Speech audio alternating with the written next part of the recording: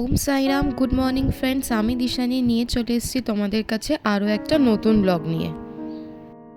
চলো সকাল সকাল খেয়ে নিই মেথি মৌরির জল। হ্যাঁ, মেথি মৌরির জল আগের দিন রাতে মা ভিজিয়ে রেখেছিল।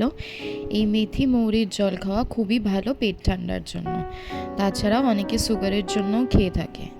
চলো সকাল সকাল এক গ্লাস মেথি মৌরির জল খেয়ে নিই। তার সাথে আগের দিন রাত্রে ভিজিয়ে রাখা আলমন্ড নিয়ে নেব। অ্যালমন্ড খাওয়াও ভীষণ ভালো, সোকড অ্যালমন্ড। আমি, মা, বাবা তিনজনেই এটা রেগুলার খাওয়ার চেষ্টা করি, মাঝে মাঝে ভুলে যাই। চলো নিয়ে নিচ্ছি 3-4টে অ্যালমন্ড।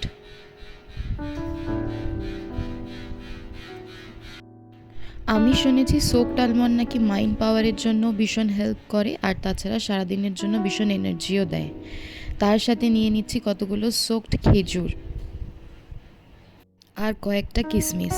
এইসব খেয়ে চলো সোজা চলে এসেছি যোগা প্র্যাকটিস করতে। যোগা বা প্রাণায়াম যাই বলো না কেন, প্রথমে কয়েকবার ডিপ ব্রিথ নিয়ে শুরু করে দিয়েছি অনুলোম বিলোম।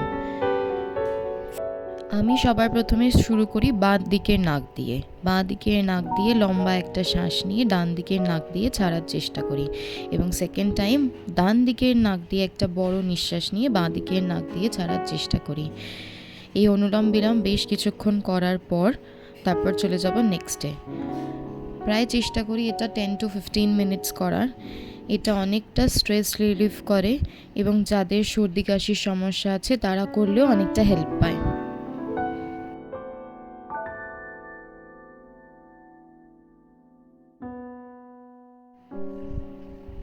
তারপর চলে এসেছি কপালভাতিতে।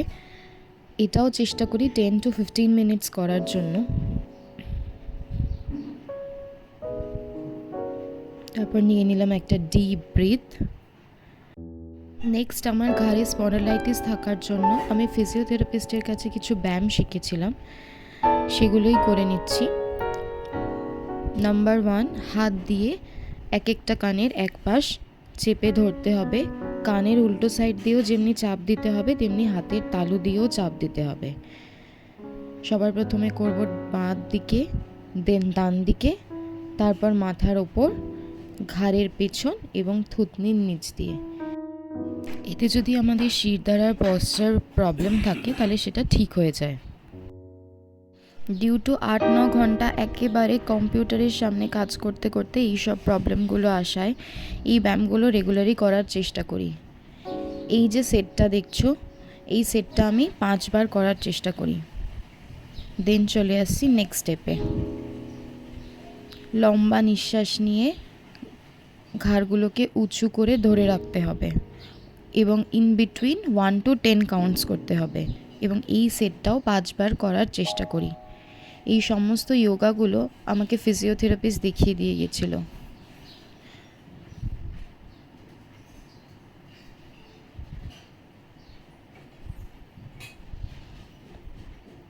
দেন নেক্সট ধীরে ধীরে আমি হাত এবং ঘাড়গুলোকে ঘুরিয়ে নিচ্ছি।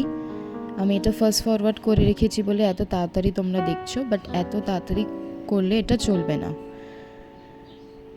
ফ্রন্টে 10 টাইমস এবং ব্যাকে 10 টাইমস।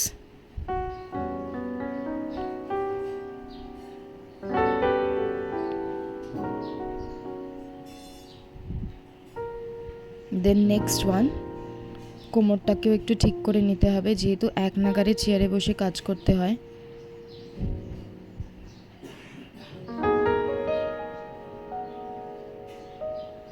এটাও 5 টাইমসই করার চেষ্টা করি। তারপর হঠাৎ করে একটা পার্সেলের ফোন এসে যাওয়াতে তাড়াতাড়ি করে উঠে পড়েছিলাম। তারপর স্নান ছেড়ে চলে এসেছিলাম অফিসে আয়নাতে কিছুক্ষণ নিজেকে দেখে নিয়ে মোটিভেশন দেওয়ার পর চলে যাব মেন পার্টে। আজ ছিল অফিসে কিছু কনফারেন্স, তো সেটাই অ্যাটেন্ড করে নিচ্ছি। একটা জিনিস খালি বলবো, এটা কি একটা কোয়ালিটি ইনিশিয়েটিভ তো